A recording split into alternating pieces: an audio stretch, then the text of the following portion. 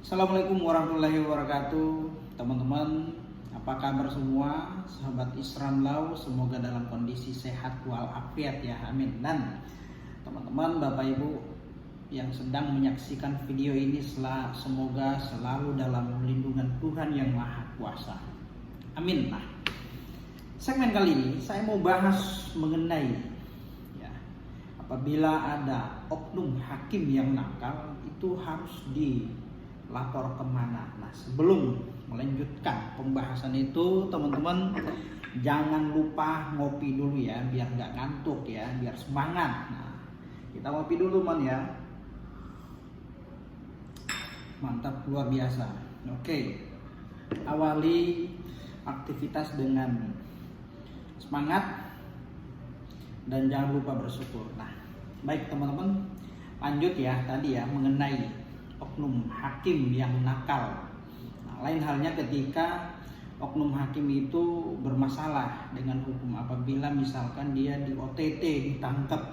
Nah, tentu itu pasti urusannya langsung ke penegak hukum juga, misalkan ke KPK, kejaksaan atau kepolisian. Apabila diketahui hakim telah melakukan atau diduga telah melakukan tindak pidana atau perbuatan hukum ya, melawan hukum. Nah, apabila ada hakim yang nakal atau yang sekiranya melanggar kode etik, ini lapornya kemana sih ya? Kan begitu. Nah, kalau kepolisian yang nakal, pasti tentunya kita akan melaporkan ke divisi Propam ya. Nah, kalau TNI yang nakal tentu harus dilapor ke polisi militer atau POM. Nah, lalu jaksa yang nakal harus lapor ke Jamwas. Nah, masing-masing tentunya ada bagian-bagian atau divisi-divisi penanganan mengenai masalah etik ya. Nah, kalau hakim yang nakal, nah ini harus dilapor kemana teman-teman? Nah, baik ya, ketika ada hakim yang nakal, tentu kita harus laporkan ya. Ketika ada hakim ya diduga nakal, terus kemudian menyalahi atau melanggar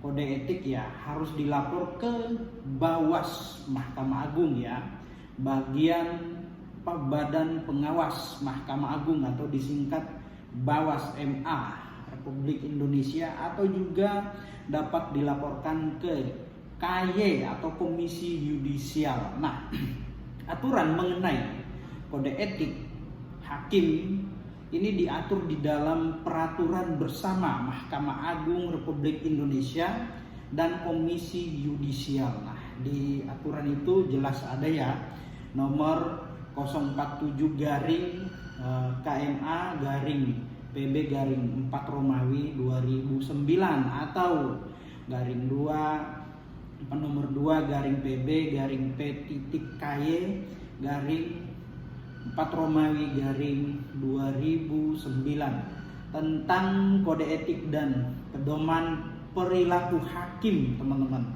Nah, itu ya mengenai perilaku hakim, etika hakim ya, semua diatur di dalam peraturan bersama ini. Nah, itu teman-teman. Nah, apabila ada hakim yang menyimpang, perilakunya menyimpang, terus kemudian kita lihat sudah tidak adil, tidak objektif lagi, dan cenderung memihak kepada salah satu pihak yang sedang berperkara, maka ya silahkan dilaporkan teman-teman ya. Nah, dilaporkan. Nah, kewajiban dan larangan diatur di dalam pasal ini, di pasal 4, kewajiban dan larangan bagi hakim dijabarkan 10 prinsip kode etik dan pedoman perilaku hakim.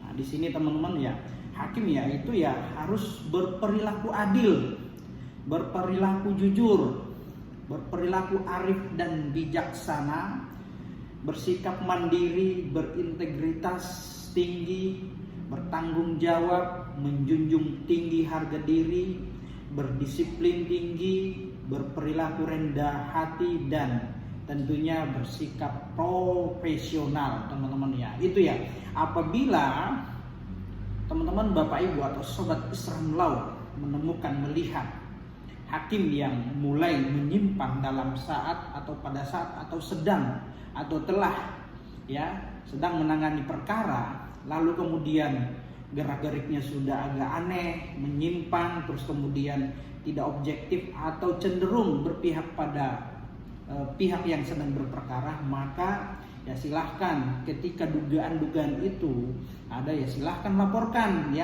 kemana? Ke Badan Pengawas Mahkamah Agung Republik Indonesia dan juga atau ke KY Komisi Yudisial, teman-teman itu silahkan teman-teman lakukan apabila indikasi-indikasi kecurangan, tidak objektif, tidak adil,